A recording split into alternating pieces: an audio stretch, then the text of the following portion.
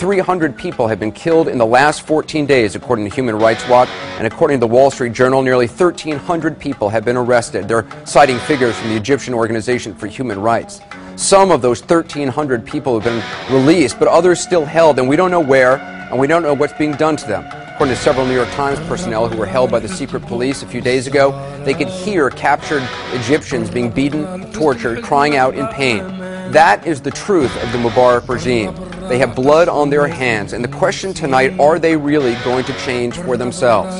The new vice president of Egypt, this man, Omar Suleiman, has for years been Mubarak's closest henchman, running his intelligence service. Now, he says his government has accepted many of the protesters' complaints. He says they're reaching out to opposition leaders. But while he was saying that, literally while his lips were moving and saying those things on Egyptian television and on ABC News, his secret police were still arresting opposition figures. And there has been absolutely no transparency about what the Egyptian government is doing right now. Now, I know lies is a strong word. It's one we rarely use. We talk about different facts, but we can't think of another word right now to describe what the Egyptian government has been saying, because what they've been saying is the direct opposite of what they have been doing. Our administration so far has handled this tense situation pretty well. This is not about taking sides. We are on the side, as we have been for more than 30 years, of a democratic Egypt. I would not refer to him as a dictator. It is a real mistake to believe we can toss aside a long-term ally. Egypt is an ally and friend of the United States. It's an anchor of stability in the Middle East. We've also been clear that there must be reform. Political, social, and economic reform. Well, I guess you don't expect me to make any kind of political comment about Egypt. And of course the IMF is ready to help in defining different kind of policy that could be put in place.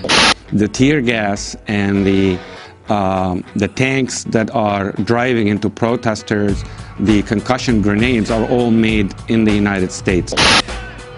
What side is the U.S. on? Are we better off than Egypt? And the answer seems to be pretty obvious. The reality is that income inequality is actually greater in the United States, and the poverty and unemployment statistics are pretty similar to that of Egypt. How so? How do we make sense of that?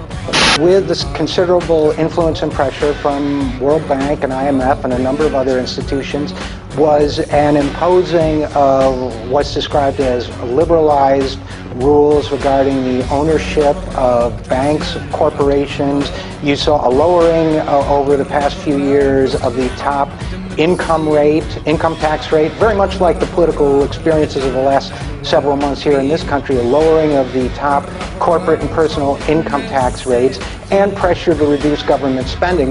Mubarak is not dependent enough. He's not dependent enough on NATO. He's not dependent enough on the IMF. We're going to find out soon enough whether the weakness of the U.S. has reached such a point that they can no longer overthrow a government like Egypt. And of course, in Iran, in June and July of 2009, there was an attempt to have the Twitter revolution, yet another color revolution. That one failed. Similarly in Lebanon. Whenever you're dealing with a well-organized force that opposes the color revolution, the CIA people power coup has a very, very hard time in succeeding. And if you could see in my hands, this is one of the tear gas canisters, and very clearly written in English on it, it says, made in the USA by Combined Tactical Systems from Jamestown, Pennsylvania. And they say this is the kind of support the United States has been giving to the Egyptian government.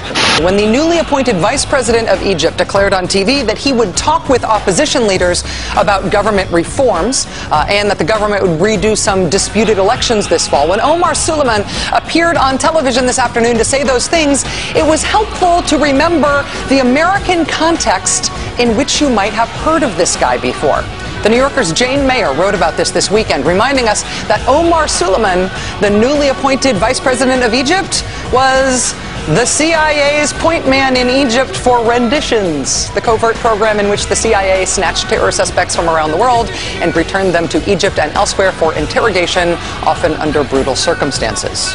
The United States will continue to stand up for the rights of the Egyptian people.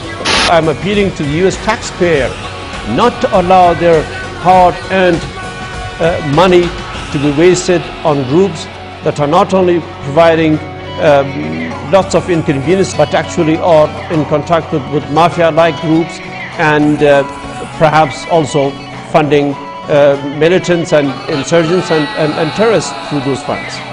We know of their deep belief in God, and we are confident that their struggle will succeed.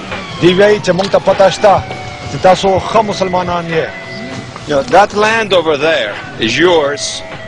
You'll go back to it one day because your fight will prevail and you'll have your homes and your mosques back again because your cause is right and God is on your side.